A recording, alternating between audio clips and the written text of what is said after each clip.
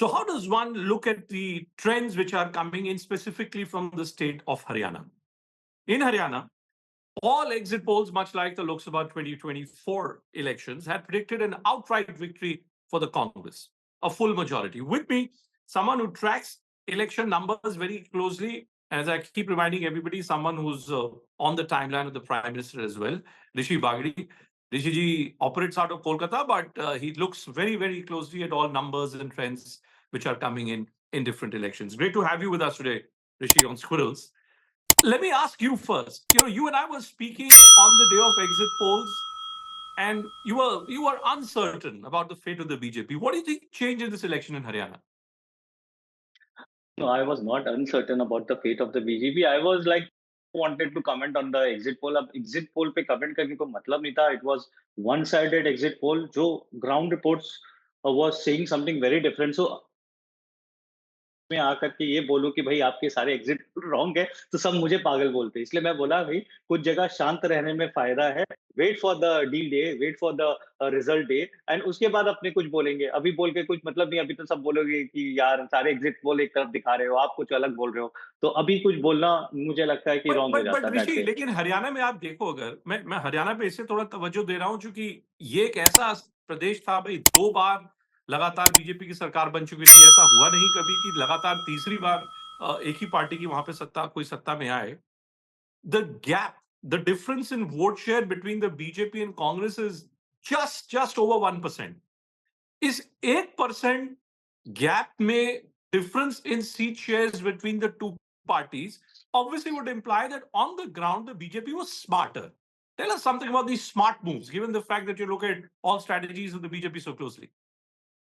So you can't take one vote share मतलब आज कर सकते you have to take the vote share from 2014 onwards in fact उससे पहले भी 26% वोट शेयर 33 आया 33 से 36 आया 36 से 39 आया it was keep on increasing the vote share in each and every subsequent election मतलब this is the time that Haryana is creating a history by electing the same government thrice मतलब this is ये first time हुआ होगा हरियाणा की third बार वही government आ रही है and this is not a vote. This is a pro-incumbency vote because seats बढ़ी है. Last time it was a hung government which has come with the help of JGP and they formed the government after post-poll alliance हुआ था. But ये वाला जो government है ये तो clean sweep है. It's a pro incumbency vote which nobody is talking about. So that is one thing which we need to understand. Secondly, there was a some mistakes Congress did. Like they were totally dependent on Huda and the Jat vote.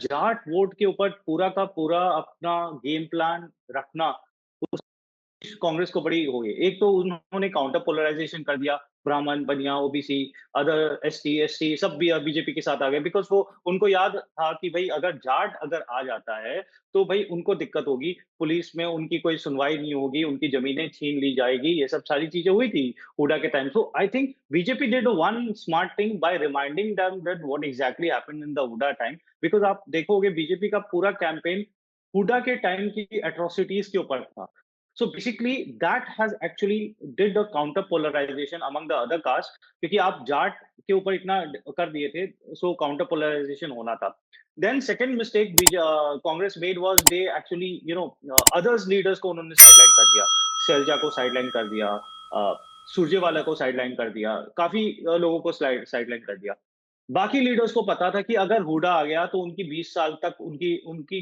उनका career खत्म हो जाएगा because Hooda will come and then Bhupinder Hooda will come so their career is over they knew this very well तो basically जो कांग्रेस एक रकम से ये भी क्लैरिफाई नहीं किया कि नहीं हम हुडा को नहीं बनाएंगे चीफ मिनिस्टर या हुडा फैमिली से हम चीफ मिनिस्टर नहीं बनाएंगे सो ये बात भी उन्होंने क्लैरिफाई नहीं की और इस बार आप देखो इन्होंने कोई संविधान वगैरह की वो वाली बात भी नहीं की सो that thing they completely relied on the Huda and the Jat votes. They came with the Vinesh saying कि Vinesh is a Jat, उसके साथ गलत हुआ है. अरे भाई उसके साथ किसने गलत किया है?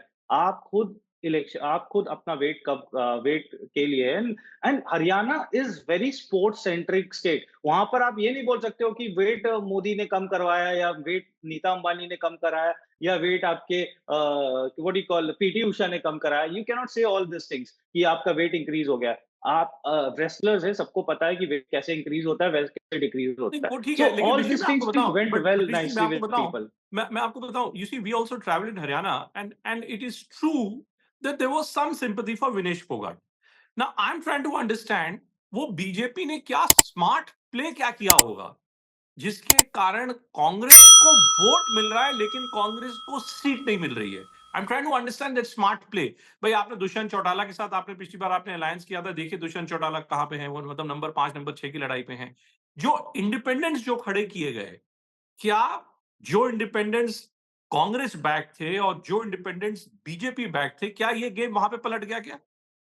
एक तो इन्होंने काफ़ी अच्छा कैंडिडेचर दिया था। आप देखो इनके सारे जो बड़े लीडर्स हैं वो जीत रहे हैं आज की डेट में, जबकि कांग्रेस के सारे बड़े लीडर्स आ रहे हैं। That is one thing which has they did the smart campaigning. And secondly जब भी BJP on the back foot पे आती है तो बीजेपी ज़्यादा बेटर परफॉर्म करती है। Third what they have done that इस बार मोदी जी ने स्टेप बैक किया। बिकॉज़ क्या होता है जब मोदी सारे जो मिड रंग लीडर्स होते हैं, सारे जो लीडर्स होते हैं वो डिपेंडेंट हो जाते हैं मोदी जी, चलो मोदी जी आ देंगे।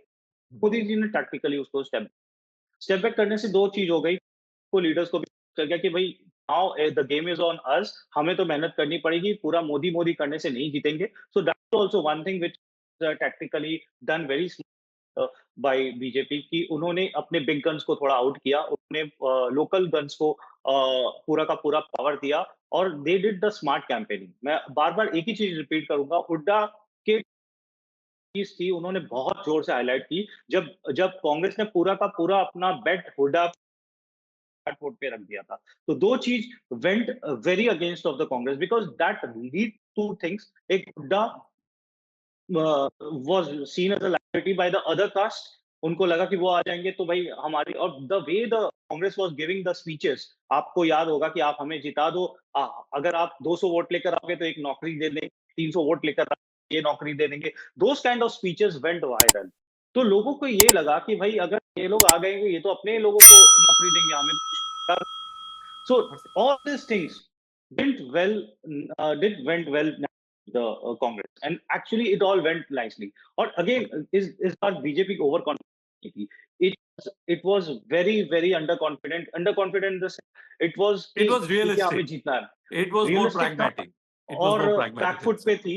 एंड बैकफुट पे जब बीजेपी रहती है तो वो ज्यादा मेहनत करती है और जब Okay. वो ओवर कॉन्फिडेंट हो जाती है तो फिर थोड़ा प्रॉब्लम हो जाती है। तो ये दोनों चीज वो हेल्प की बीजेपी को somehow. Okay Rishi, always a pleasure speaking to you. सभी दर्शकों को बताना चाहेंगे कि Rishi Bagdi ji is one of the most prolific Twitter space users. So आप कभी हमारे और ऋषि बागड़ी जी की बातचीत सुनना चाहें तो you can join us on our spaces conversations. Thanks so much for your time Rishi, thanks so much. Thanks.